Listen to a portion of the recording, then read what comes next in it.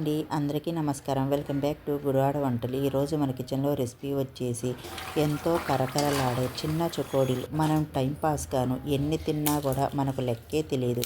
ఇంకా ఆలస్యం ఎందుకు, పదండి చిన్న చకోడీని ప్రిపేర్ చేసేసుకోండి. ఒక మిక్సింగ్ బౌల్ తీసుకొని 2 కప్పుల దాకా పొడి బియ్యం పిండిని వేసుకోండి. మీరు ఏ కప్పు కొలతతో అయినా తీసుకోండి. 2 కప్పుల దాకా తీసుకోండి. ఇప్పుడు 2 టేబుల్ స్పూన్ దాకా శనగపిండి. ఇప్పుడు ఈ శనగపిండిని, ఈ బియ్యపు పిండిని పక్కన పెట్టేయండి. ఈ టేబుల్ స్పూన్తో 2 టేబుల్ స్పూన్ దాకా పెసరపప్పును తీసుకొని శుభ్రంగా కడిగి ఒక అరగంట నానబెట్టుకోండి నీళ్లు పోసి. స్టవ్ మీద ప్యాన్ పెట్టుకొని మనం ఏ కప్పుతో అయితే బియ్యపు పిండిని తీసుకున్నామో అదే కప్పుతో 2 కప్పుల దాకా నీళ్ళని వేసుకోండి. అలాగే మనం ముందుగా నానబెట్టుకున్న ఈ పెసరపప్పుని వేసేసుకోండి. రుచికి సరిపడా ఉప్పు, 1 టీ స్పూన్ దాకా వాము, అలాగే 1/2 టీ స్పూన్ దాకా వంట సోడా, అలాగే ఇందులోనే 1 టీ స్పూన్ దాకా కారం. మీ దగ్గర బటర్ ఉంటే 2 టేబుల్ స్పూన్ల బటర్ని వేసుకోండి. బటర్ లేకపోతే వెన్నపూసను వేసుకోండి. ఈ బటర్ని వేసి ఒక్కసారి కలిపేసుకోండి. మీ దగ్గర బటర్ కానీ వెన్నపూస కానీ లేకపోతే ఆయిల్ని వేసుకోండి. నీళ్లు ఇలా మరగడం స్టార్ట్ అయ్యాక మరీ ఎక్కువసేపు మరిగించాల్సిన అవసరం లేదు. ఎప్పుడైతే ఇలా మరగడం స్టార్ట్ అయ్యిందో స్టవ్ ఆఫ్ చేసుకొని ఈ బియ్యం పిండిని వేసేసుకోండి. ఈ బియ్యం పిండి అంతా ఈ నీళ్ళల్లో బాగా కలిసే విధంగా కలిపేసుకోండి. ఇలా కలిపేసి ఇప్పుడు మూత పెట్టేసుకుందాం. స్టవ్ ఆఫ్ చేసేసుకొని మూత పెట్టేసాం కదండి. 10 నిమిషాల పాటు కాస్త చల్లారేంత వరకు పక్కన పెట్టండి. నిమిషాల తర్వాత మూత తీసి ఇలా కలిపేటప్పుడు నీళ్ళేమీ వేయాల్సిన అవసరం లేదు. ఈ పిండిని బాగా కలిపి తీసుకోండి. మీకేమన్నా కాస్త పొడి పొడిగా అనిపిస్తే నీళ్లను జల్లి ఈ పిండిని బాగా కలుపుకోండి. మనం తీసుకున్న బియ్యం పిండికి నీళ్ళు అనేవి కరెక్ట్గా సరిపోతాయండి. ఏమన్నా కొద్దిగా మీకు పొడి పొడిగా అనిపిస్తే మాత్రం కొద్దిగా నీళ్లను జల్లుకొని బాగా ఈ పిండిని ముద్దలాగా కలుపుకోండి. నా వీడియోకి ఒక్క లైక్ ఇవ్వండి ఫ్రెండ్స్. మీరు ఇచ్చే ఒక లైక్ ద్వారా నా వీడియో అనేది చాలామందికి రీచ్ అవుద్ది.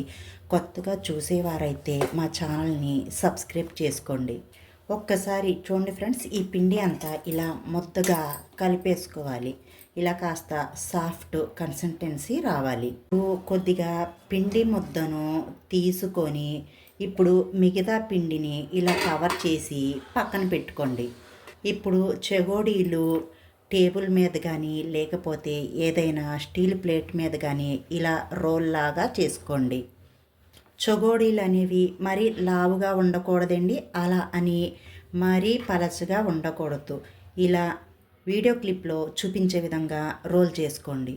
ఇప్పుడు చేసేసుకున్నాం కదండి. ఈ విధంగా ఇలా చేత్తో చుట్టి ఇలా కట్ చేసేసుకొని ఈ ఎడ్జస్ట్ని చక్కగా సెట్ చేసుకోండి.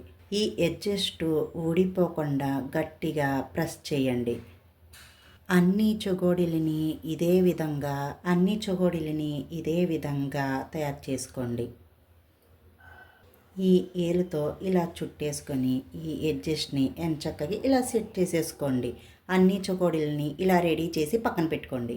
రోల్ లాగా చేసుకొని వేలుతో ఇలా చుట్టేసుకోండి. ఈ అంచులని చక్కగా ఇలా సెట్ చేసేసుకోండి. అన్నీ ఇదే విధంగా చేసుకోండి. చకోడీలు ఇలా రెడీ చేసేసుకున్నాక ఇలా ప్రిపేర్ చేసుకున్నాక డీప్ ఫ్రైకి సరిపడినంత ఆయిల్ని బాగా వేడి చేయండి.